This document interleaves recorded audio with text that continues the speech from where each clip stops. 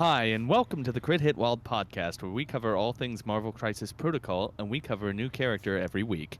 Today, we're doing The Punisher, and I'm your host, Fred. I'm Brad. And I'm Steven. And we are yet again without Brandon. Sad violin noise. Uh, when he comes back, he's going to have some homework on telling us his takes on all these characters that he's missed. Uh, well, how are you doing, guys? How are you doing there, Brad? I'm doing pretty good. Brad, recently back from vacation. And how are you doing today, Steven? Well, we went over that precast, so besides being soaking wet, I'm doing fine. Yeah, tell everyone about your adventure.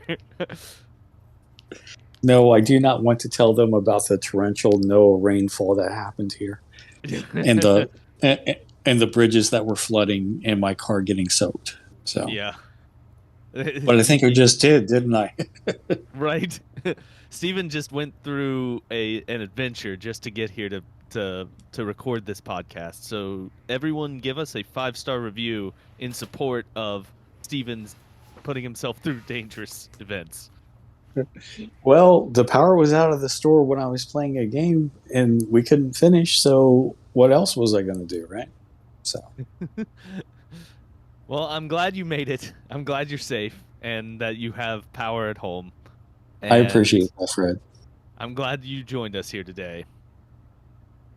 Yeah, talking about Punisher, somebody I need to try, actually. So, Yeah, we will get to him. I have takes. But before we do that, there is some Atomic Mass Games news that we need to discover in regard to Marvel Crisis Protocol. Specifically, they have released a new document that bans one tactics card and puts another tactics card restricted. So the card that is now banned in the what are the two types of play? There's the open play and then the tournament No, it's standard and extended, I think. standard and extended. Okay, and in the card that is banned in standard mode is Follow Me. Follow Me is now banned. So that is a can I be honest? A little bit of a welcome relief to me because that card just is a is a it can be a nut punch. It can be a real nut punch if used correctly. I'm sure that there are a lot of people that are very sore about this decision, and probably rightfully so. There's some lists that were built specifically around this card, but what are your takes on this? What's your take, Steven, on the banning of Follow Me? let me ask you one question. Because I've heard Okay. all the other podcasts talk about this, and, they give their takes, so on and so forth. Would this card be banned if Malekith didn't exist? Mm, I mean, Was it that bad before Malekith?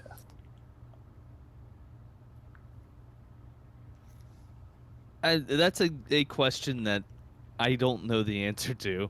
I'll say that it is a card that I have used in the past that is very effective when you can use it, Mm-hmm. and I've had it used against me, and it was absolutely it wrecked me each time that it gets used. You have to use it very. It is a card that rewards using it at the correct time.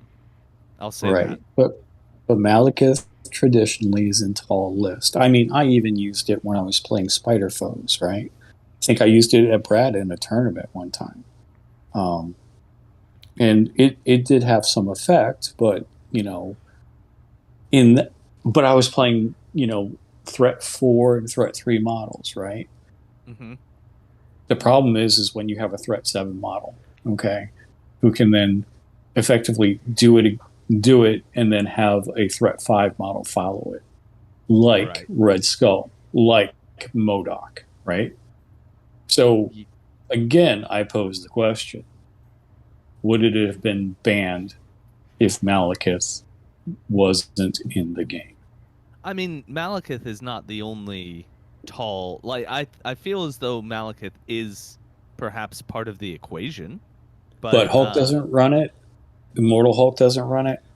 A bunch of these, Magneto doesn't run it. I mean, because they what I'm all want their saying, power. They all are power exact, hungry. Yeah. exactly. Okay, so I mean, that's the issue. Okay, it seems like this one model who's been polarizing since they came out just made a card, in my opinion, banned because it it abused it.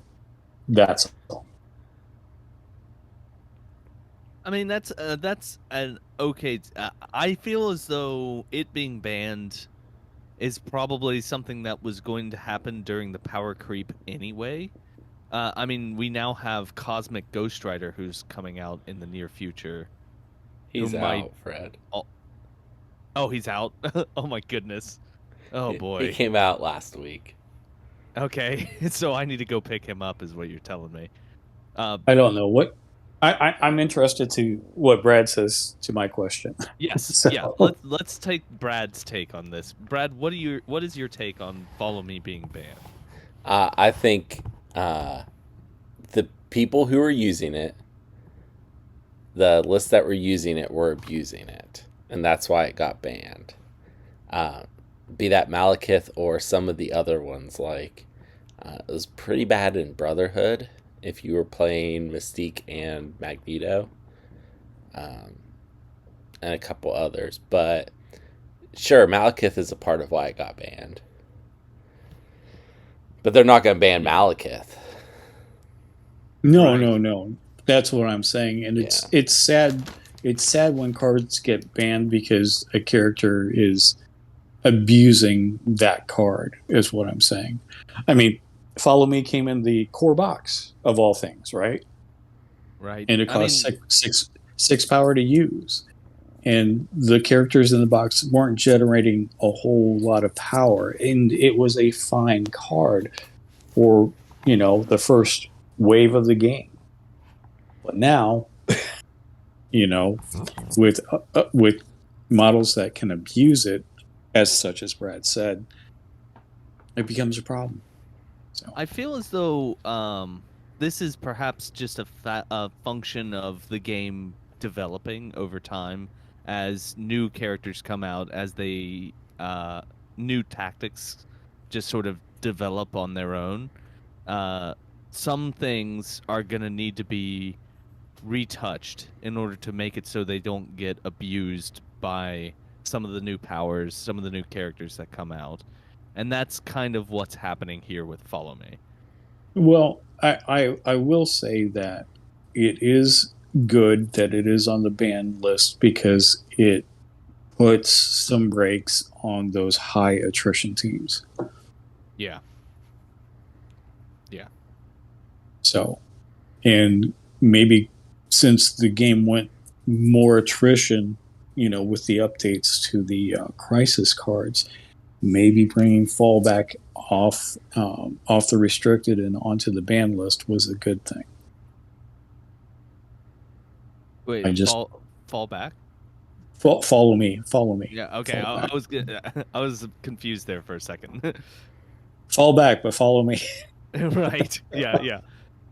Okay. And there was another thing, another card got changed, and that was Deception got moved to a restricted card. Is this the first character specific card that became restricted? Is there another? No, I think this is the first one. Yeah, this is Mystique's bread and butter card. This is the card that's stapled onto the back of everybody's Mystique. And it is probably one of the best character-specific tactics cards in the game. It is an amazing effect when used correctly. And it being restricted makes it a little bit... I don't... It hurts Mystique a little bit. It makes it so you can't bring like a patch up and a brace at in the same roster. So what is your okay, Brad? I'm going to start Yeah. with you because you certainly have the most experience playing Mystique. What is your take on this being moved to the restricted list? I don't know if it is just colored by our meta where it's not being played in high numbers. I mean, if you have Mystique, you're playing it. And I haven't gotten to play Deception in a game for a very long time, or very often for a long time, because my opponents are always they, AG. they won't walk into it. Like, it's best on the first turn, and they don't let you do it on the first turn. I feel like this has enough of a drawback that you can play around it, and it did not need to be restricted. But it is, and I'll live with it. I don't know. It seemed like this is just a step too far. That's fair. What's your take, Steven? I think, like any character card that is like this, it can be abused, and it can be abused in places where it shouldn't have been. Going back to, Red Skull, Mystique, Malekith, right? I mean, draw somebody in with Mystique Deception and just eat them alive with Malekith, right? I think restricted was not the right call. I think Brotherhood only would have been the right call. I like that. Okay. Now, what's that? I said I like that. I just don't think that they were looking to change any cards. Right. Well, they did with Asgard. They did it with Doom Prophecy. Or what is that the correct one? Yeah, Doom Prophecy. Yeah. That Carnage was abusing all the time. So they put it on the restricted or banned list, and then they brought it back to being Asgard only. Maybe that's going to be the trajectory of this card. Yeah, I think Brotherhood only would be the answer, because nobody wants to get deceptioned into Magneto, right? So that would be a bad time. But yeah, I see this going the way of Doom Prophecy, where they put it in one category, and they're probably, I mean, we know the Crisis cards are coming out in print, so maybe this is the card that will be in that print pack also, to go along with that, and have it printed correctly, as in, like, we got the Asgard Doom Prophecy card corrected, and a lot of other cards like, what was the other one?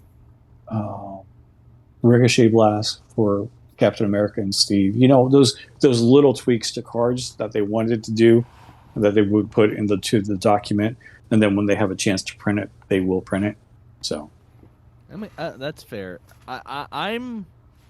This is kind of hitting this card hard, because I think that in some metas, the Mystique Deception 1-2 punch can really is used a lot more than it is in our meta. I just think we haven't really felt the effect here. right. Well, to Brad's point, he's played players who play around it, right? And that's all good and fine. But I would say Brad plays a very restricted pool of players who happen to be very, very good, right? Yeah. Somebody who's playing against this for the first time, and they don't know what it does. I mean, it's just a simple, it's an easy button. You press the easy button, somebody moves 4, okay, and then, it's lights out for you. I mean, there's another card that's very, very similar that gets played way less often, okay, that similarly has the same effect, and it's called Face Me. right? But you Right. have to spend 3 power. It's the same range. It doesn't have the be next to somebody restriction. But as soon as you move that person, their movement, then they get to make an attack. Yeah, they get to So hit you, which is so interesting. de- so deception is not in line at all with face me. Is what my argument would be. Well, but Face Me is not a character specific card. Yeah. Correct, but it's not in line, either power wise or retaliation wise. Right. Well, As oh, paying sorry. face me, you have consequences, right? So Yeah, yeah. Well, so those are the two tactics cards that were changed. I think they also uh corrected some of the wording on Cosmic Ghost Rider's ability to make it more correct. Is that correct, Brad? That they made that change? They did make a change to the Cosmic Ghost Rider card so that he can actually. So it works. Yeah, so it's So it not works. broken. Yeah. Like, yeah. But those are the changes. That's the only news we have. So we're doing a character that is from the backlog instead of a new character. But that's all right. This is the Shatterpoint dry spell that we're going through right now here in Marvel Crisis Protocol land. Fred, we do have a little bit more news though. Oh, we do? What They other up, news do we have there, Steven? they updated the affiliation list. Oh, they did. What was the change? Well, Claw is associated with Criminal Syndicate and Cabal. That's right. This piece of information, yeah. Claw is Criminal Syndicate and Cabal, and who is M'Baku associated with? He's associated with Wakanda and Criminal Syndicate. Yeah, because And then Criminal Syndicate needed even more toys to play with. and then Cosmic Ghost Rider, which is Guardians and Black Order, I Right. believe. I think that we were pretty sure that was what he was going to be. Yeah, Those yeah. two. But surprisingly, Claw is Cabal. I thought people were banking on that he might be Wakanda. So, Yeah, that's Yeah. because they said that the boxes will share an affiliation from now on. It just wasn't but Wakanda. they, yeah, exactly. It was Criminal Syndicate. It's like what? Yeah. Threw a curveball there. Yeah. I think that I'm these. I don't think that either one of these characters I'm going to play a whole lot of. So this Yeah. is Well, Criminal Syndicate people are happy. That's who knows? Who knows if they're happy or not? Yeah, our right. criminal syndicate player's not here. Correct. The person who has the most trenchant take is currently absent. So we'll we'll find out what he thinks about this when he's back on the pod. Okay. So in other news, on the 29th of July, there is going to be a tournament at Fabricators Forge in Pittsburgh. I plan on being there. I believe that Brad also plans on being there. Yes. Good, because if you're not going, then I'm not going to be able to make it. And Steven, do you think you will be able to be there?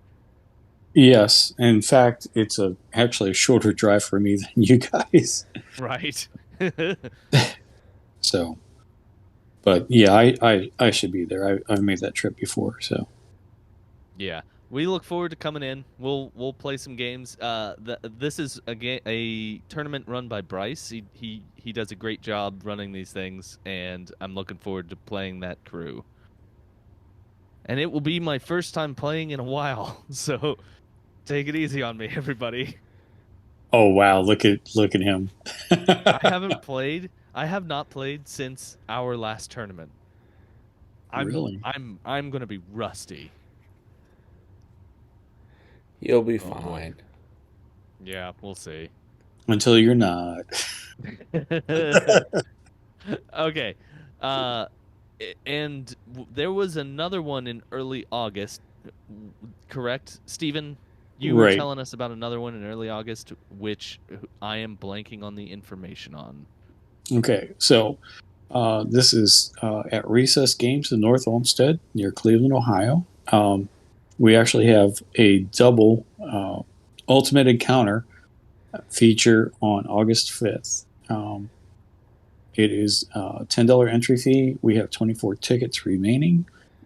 We start at noon, and we are playing the Hell to Pay and Just the Parker Luck. So uh, basically, you can play two of Hell to Pay, two of Just the Parker Luck, or one of each. I don't know how Connor is doing the participation or the prizes. So, but with a $10 buy-in and 24 tickets, it's probably going to be a pretty deep pool of prize support there. So, but All right. if you're not familiar, go to Recess Games, look at events, and then MCP, and it will take you right there. And it will give you the stipulations for your teams that you are supposed to bring for those crisis events. Also, real quick, I didn't tell you guys about this one. Um, when's the Fabricator Forges tournament, sir? Do we know? For the LVO qualifier, is what I mean. Oh, the It's LVO qualifier. early September. Okay, it's not September 2nd, is it? I It don't know it, the answer to it that. might I be. don't know enough. Okay. It is very possible. Okay. Well, if it's not September 2nd, uh, Recess is running a Marvel Crisis Protocol tournament. So if it's if the LVO qualifier is not on the 2nd, people can use this one as a tune-up, I guess, for that one. So I'll tell you what. It's If oh no, it's September 24th. okay, so on the 2nd, people come to this one and get some tournament practice in. it's on the 24th, that's a No, Sunday. that's not right. That was last year. He doesn't have it on Longshanks, so I can't find it. Okay. That was Okay. last Okay. year's tournament in September. Okay. Well, we'll find out when it is, and hopefully it does not uh conflict with the one at Recess Games there. Yeah. Well, that's what I got. So that's about it. Okay.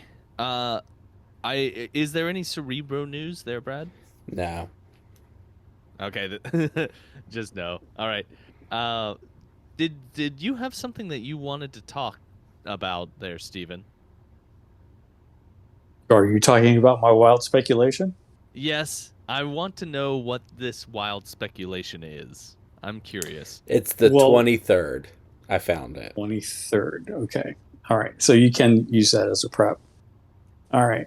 Excellent. I'll have more information as it goes along. I just have the date. So my wild speculation is this: I believe that Defenders will get another leader. However, it will not be a character model. I believe it will be a card, similar to what Corvus Glaive has. Okay. Okay. So what okay, so what would this card do? Um, well, something that obviously has the name in it, Oh, Defenders. right. Yeah. Like I'm an that was a stupid question on my part cuz there's no way you would know. But Well, the I think a power such as like I like Blob's power where he spends power to reduce damage by one to a minimum of one. If you could give that to that card to any character who's a defender, and then a defender aligned model, because there's a whole list of defenders, right? Oh my Uh, god, you that would be Hulk. You could do yeah, that to Hulk. right.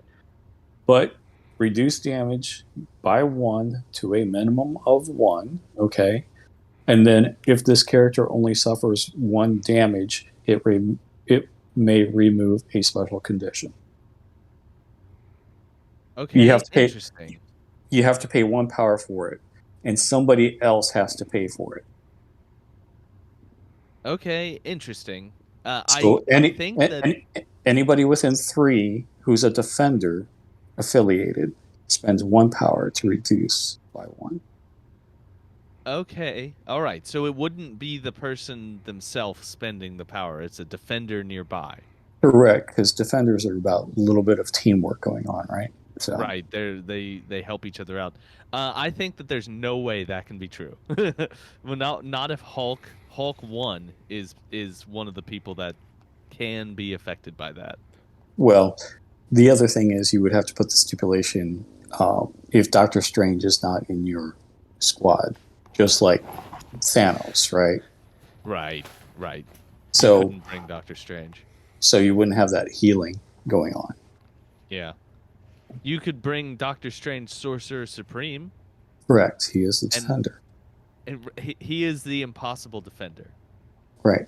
But The the pe- that's what got me thinking about it. I'm like, why is he in defenders when he can't even and that's where this wild speculation kind of sprouted up in my brain. yeah. So, I mean, they are going to have another leader at some point. I There think it'll must be. I think it'll be a card, to be honest with you. And that would be the easiest way to do it. Because I mean, in the recent series, Jessica Jones was kind of the de facto leader, but she wasn't. Then it went to Daredevil, right? I mean, and then you had the Heroes for Hire, just all these people that quote unquote were the leader if Doctor Strange wasn't around. So Right. Hawkeye, I mean, just little things like that. So Well, it would be nice for them to have another leader. They are overdue on like getting something. like I said, it was very wild speculation, but that's what's been rattling around in my brain. How to make defenders better. That's fair. That's fair. Okay. Is that everything that we have today to talk about, or is there anything else that anyone wants to bring up before we go into the character that we are doing today? All right. Mhm. So, today we are doing the Punisher. That is Frank Castle, and uh, my app is going very slowly. I apologize. You drew the card, Fred. Yeah, I'm okay. There it is. Frank Castle, the Punisher. He has 6 stamina on his front side and 5 on his back side. His movement speed medium. He is size 2. He is 3 threat. And his defenses are 3, 3, and 3 across the board. Uh, hey Steven, why don't you cover Yes. his attack suite? Okay. For his first attack, we have Hip Fire. It is a physical attack. It is range 3. It is 4 strength. Costs 0 power. After this attack is resolved, this character gains 1 power. Rapid Fire. After this attack is resolved, this character may make 1 additional Hip Fire attack. The additional attack must target the original target character. The additional attack does not have the Rapid Fire special rule. And Aim Shot. This is a physical attack also. Range 5. Strength 7 will cost 3 power. On a wild, it is a Pierce. Change one of the defending characters' crit, wild, or shield results to a blank.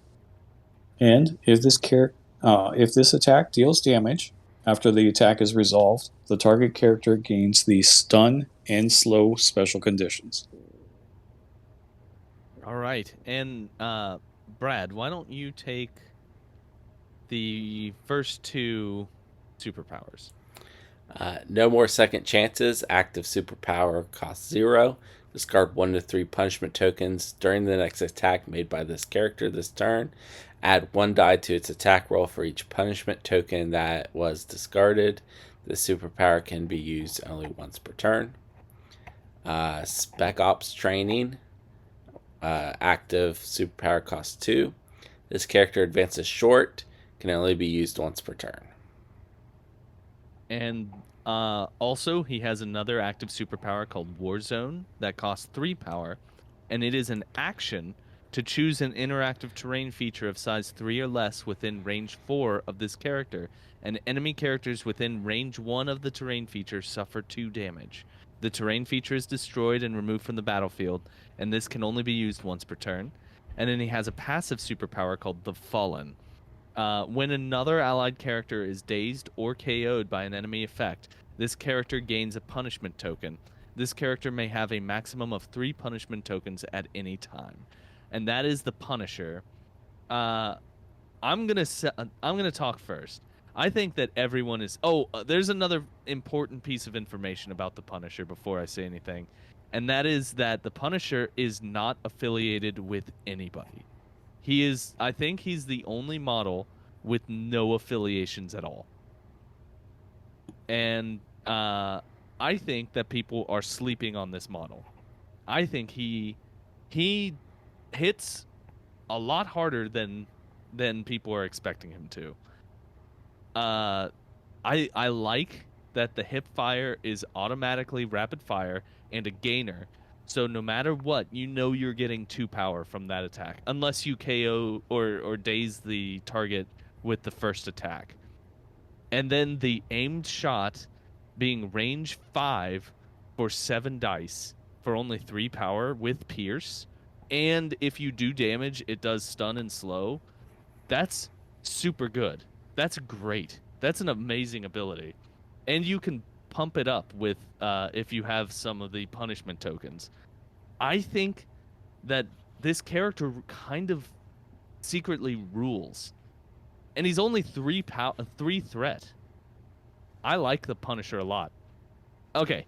All right. What is your take, Brad? It First of all, if he was affiliated with anyone, he would get played a lot more because he'd be played in that affiliation. Yes. I want to True. point out how similar he is in a lot of ways to Mystique, a model that does get played a lot. Mm-hmm. So the rapid fire attack is automatic. He's got a much better spender. And he loses out on a couple good things. Martial artists, shapeshifter, and stealth are all very good on Mystique, and why she gets played over him as a splash. But the Spec Ops training and the punishment tokens are still pretty good. Like, what the only thing holding him back is not being affiliated. Yeah. And also he has that he can blow up a piece of terrain. Yeah, which That's Mystique also has. Oh, she has that as well. She Okay. has that as well. Okay. It's He has an one, interesting power. he has one more health than her too. Steven, what is your take on the Punisher? I like him. I like him a lot. In fact, I picked him up recently because I'm painting him up for one of my squads. Have either of you played the Punisher before? Nope. I have like I have too. 2 games. I used to play him quite a bit with my Green Goblin, not Criminal Syndicate, Spider Foes list, and he carries his weight in Spider Foes. He is worth bringing. Like, man, oh That man. was before the Spider Foes buff, wasn't it? Oh, I don't remember. It was a little while ago. It wasn't that long ago. I think that he is definitely good, and the 5 range spender for 3 power is a great way to reach out and touch somebody in a way that they're not gonna like. It also gives them slow. Like, how great is that as a way to keep someone away? You shoot them at extreme range, and suddenly they can't get closer to you because they're slowed down. Or they can't run away. Or they can't run away, you're right. Before we say anything else, there's a tactics card that's associated with the Punisher, called Blood Red and Personal, that we need to talk about as well. It is an unaffiliated reactive card. It has to be unaffiliated, doesn't it? Because he's not affiliated with anything. Uh, and during the power phase, an allied Punisher may spend 4 power to play this card, and each time an enemy character is KO'd this round, this character's controlling player gains 1 victory point.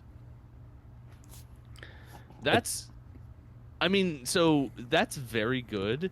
You have to know when you're gonna really hit your opponent hard, but this can swing you a game if you use it correctly. And The there's biggest- one reason where this card should be played. So Yeah, but give me just a second. The biggest problem is you almost never have 4 power on the Punisher during the power phase, unless he got beat up right at the end of the last phase. All right, so what is that situation, Steven? I would say take the Punisher, okay, if you are an attrition team. But there is one attrition team that abuses this to no end. And that is the Midnight Suns. So Oh, yeah. during the power phase, he'll spend that 4 power, right? Mm-hmm. And then you pop Siege of Darkness while you're just laying waste to everything.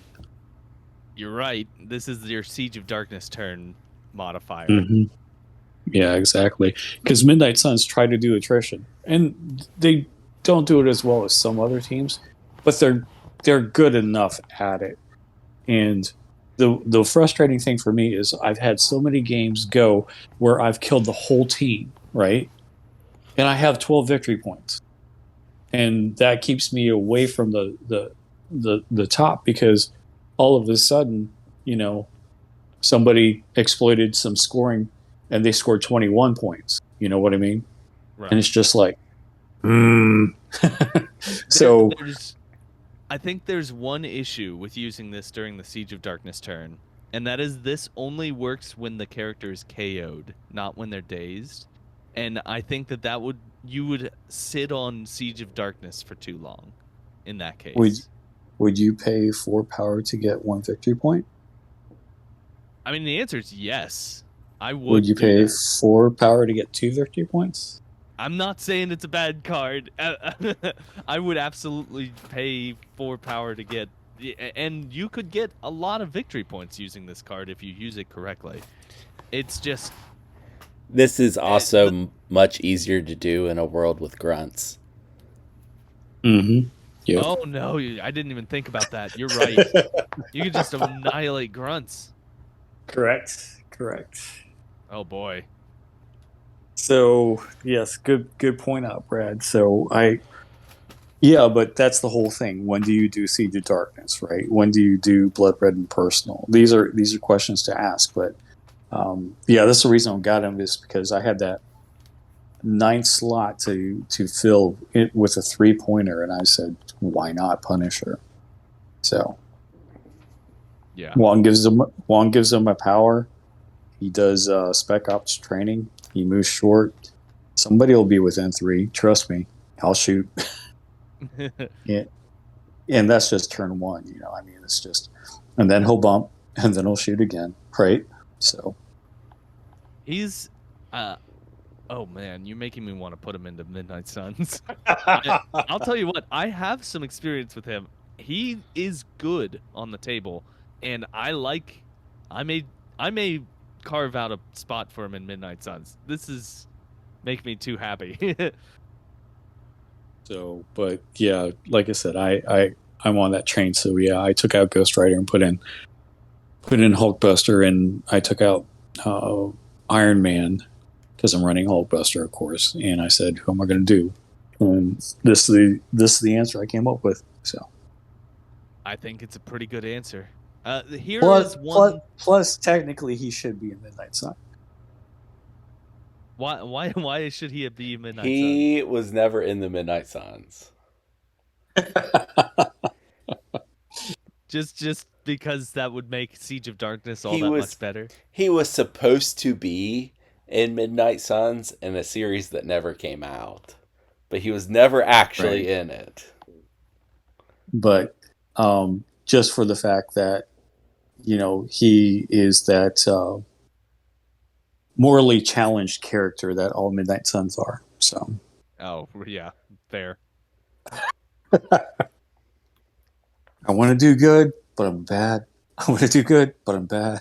So I there is one thing that I want to say before we give him a grade, and that is that he is power starved, I feel. I mean, the gainer with rapid fire helps a lot, but he likes to use power. There's a lot on his card that uses power, so just keep that in mind. I think you can get around it. He's not critically power starved. It's just the blood red and personal being cost 4 is pretty high. That's pretty steep for him to pay. but you're not playing that till round 4 or 5 anyway. Correct. Correct. Okay, let's move on to our letter grades for the Punisher. I think I'll go first, and I'm gonna give him an A minus, which might be a little high. Maybe I'm on the border between an A minus and a B plus, and I want to give him an A minus because I like him, just because I like him. What are you gonna give him, Steven? Solid B. Solid B. Okay, And and that's because he doesn't have an affiliation. yeah, that really does hurt him quite a bit. Brad, what are you gonna give him? B. Yep, I'm up here on my own with an A minus, but I'm gonna stick with it because I just like him. I think he does work on the table. So there you go, an A minus and 2 Bs. All right, so Brad, are there any comic books that have the Punisher in them? Nope. I didn't think so. All No. right, I Okay. guess we'll move on. Sorry. I got something. Okay. First of all, thank you, Kay Gordon, for the request to do Punisher. I believe that was in the comments of the Cosmic Ghost Rider episode. And Yes, then, thank you. Thank you for giving us recommendations. We need them. right, Punisher. I have 2 series here and a little bonus. The first one is called The Punisher. It was under the Max label, and it's from 2004. And there's like 75 issues of this, a couple mini series related to it, and a couple one shots. It's by Garth Ennis and Lawrence Campbell. It takes place outside the Marvel universe, and it does that to take a more realistic approach to Frank Castle and the Punisher. Almost every arc of this series is celebrated as one of the best Punisher stories. So it's got that going for it. It's also what inspired the good Punisher movie, Warzone, the second season of Daredevil, and the first season of Punisher. All inspired by this series. So if you like that stuff, you'll probably like this. A little bonus here. There's a one-shot called The Cell, where Frank goes to prison to get at one of the prisoners that is related to this series. That also one of the best Punisher stories. He starts like manipulating the prisoners so that they will fight each other and stuff. It's interesting. Okay.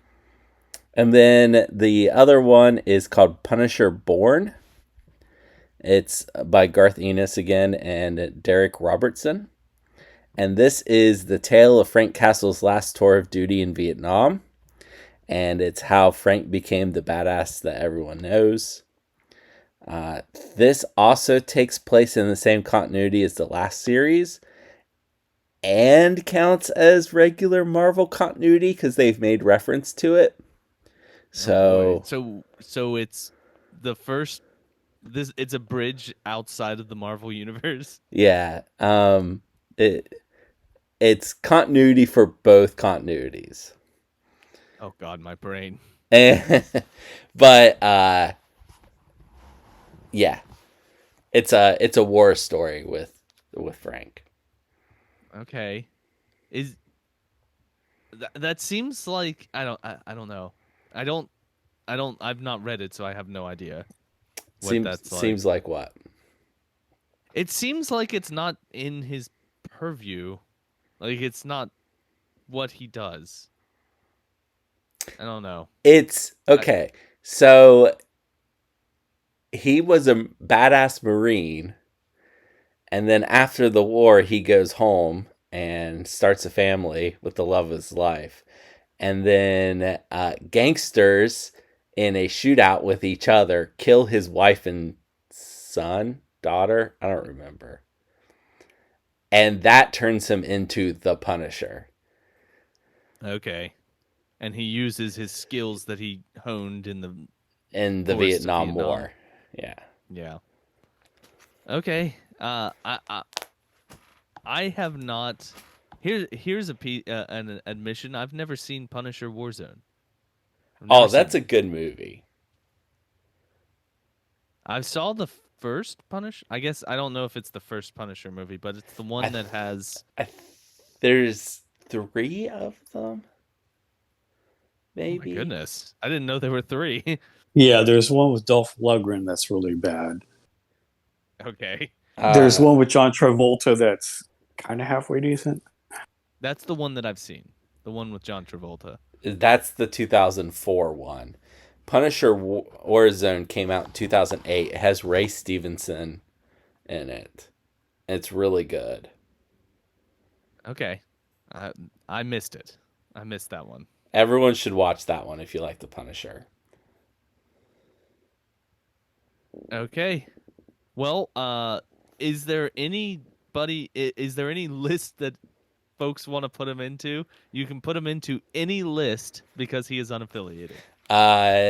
So I waited to say this now instead of interrupting Steven, but Blood Red and Personal is very good in another faction too. Is it the Black Order? It is the Black Order. So Yeah, that's what I was thinking too. yeah, Black Order with Punisher, pretty cool. You can Thanos, get of course. right. You can get 2 victory points for each minion you kill. For They're each grunt you not. kill. People are not stupid enough to play minions against Thanos Black Order, are they? You get 2 victory points for killing their regular models because they are not taking grunts. You're talking to me. I know I'm you here. did it, but Fred, I've done it once. you did it once. Are you ever going to do it again? No. God, Absolutely not. Okay. no. Well, it's just hard to fit. Usually you're running 8 points Thanos, and then at 3 points, that's 11. So you don't have much maneuver room sometimes. But I can see your point in higher point games. Yeah. Yeah, that's true. Like it makes the points awkward because the Black Order list is usually pretty well locked in if you're bringing an 8-point Thanos already. Mm-hmm. I like him. I Go don't ahead, Fred, I'm believe sorry. you always have to play 8-point Thanos, but that's for the Fair. listeners to figure out. Right. I also like him in.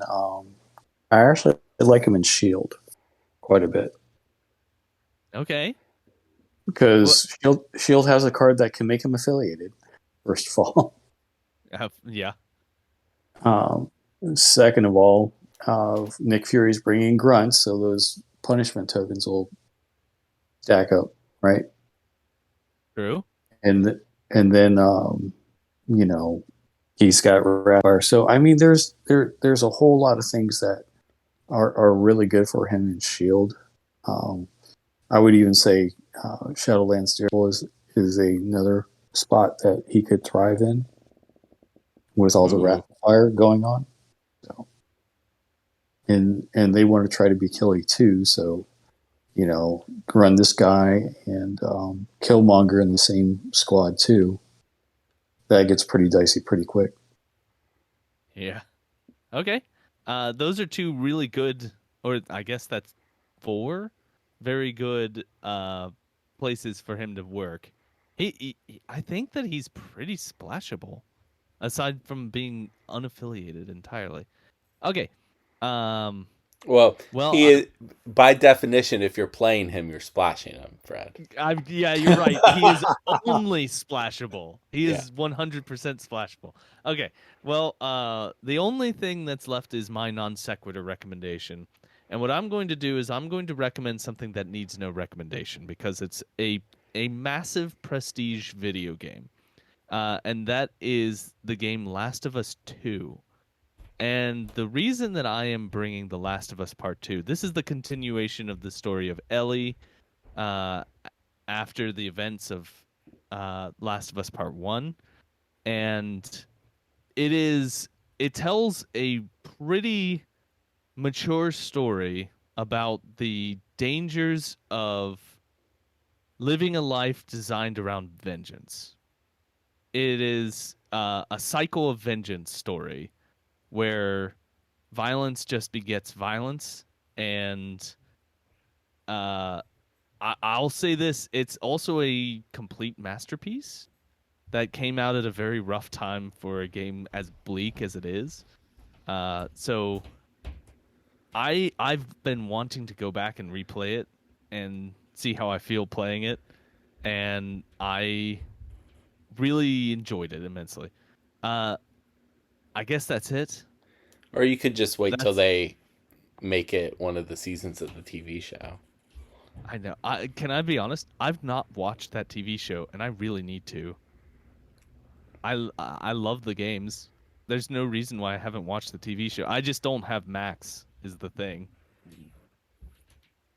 And as of right now, I have enough streaming services.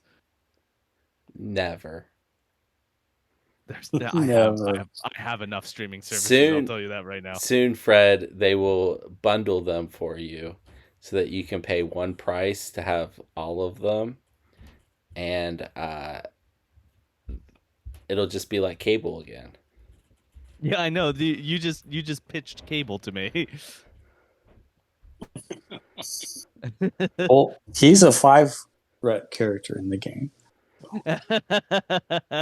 All right. On that note, thanks for joining us, everybody. I'll see you later. Goodbye.